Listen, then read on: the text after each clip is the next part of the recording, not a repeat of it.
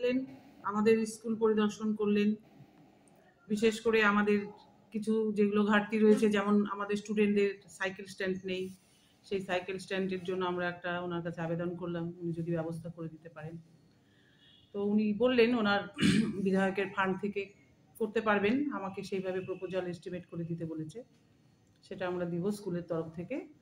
তারপরে উনি আমাদের লাইব্রেরি পরিদর্শন করলেন এবং লাইব্রেরিতে কিছু বই এবং লাইব্রেরির যে সমস্ত ফার্নিচারগুলো রয়েছে, আরও কিছু ফার্নিচার যদি উনি ব্যবস্থা করে দিতে পারেন। এই নিয়েই কথাবার্তা হলো। উনি দেখলেন আমাদের স্কুলটাকে, এবং স্কুল এখন যে বর্তমানে আমাদের রায়গঞ্জের বুকে একটা ভালো জায়গায় রয়েছে, সেটার উনি প্রশংসা করলেন। আমাদের ভালো লাগলো উনি হঠাৎ করে এসেছেন। কি কি সমস্যা রয়েছে স্কুলে এখন? স্কুলের সমস্যা বলতে স্কুলের সমস্যা টুকটাক অনেক কিছুই আছে। বাচ্চাদের সাইকেল স্ট্যান্ড তো নেই, আমাদের টিচাররা যে মোটরসাইকেল নিয়ে আসে সেগুলো রাখারও একটা জায়গা নেই আমাদের। তারপরে উপরে আমাদের হল ঘর তৈরি হয়েছে, সেই হল ঘরে কোনো সাউন্ড সিস্টেমের ব্যবস্থা নেই। হ্যাঁ, আরও কিছু কিছু জায়গায় আমাদের সিসিটিভি ক্যামেরা লাগানো দরকার।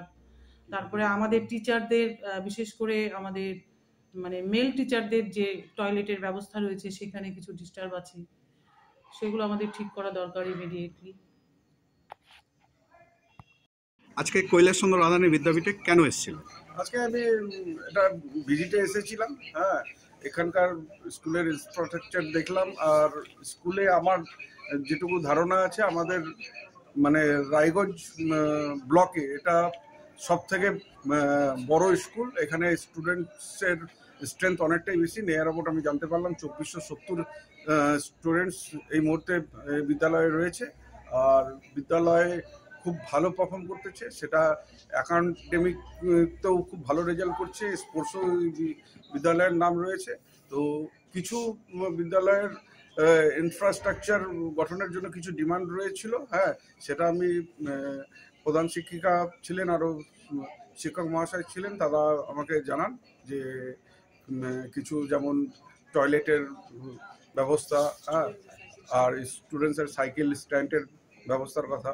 আমি লাইব্রেরিও ভিজিট করলাম। হ্যাঁ, লাইব্রেরিরও যাতে একটু ইনফ্রাস্ট্রাকচার যাতে ডেভেলপ হয় এটা দেখে গেলাম। হ্যাঁ, আমি ওনাদেরকে প্রপোজাল বানিয়ে পাঠাতে বললাম। নিশ্চিত আমি আমার এমএলএ লেট ফান্ড থেকে যতখানি করণীয়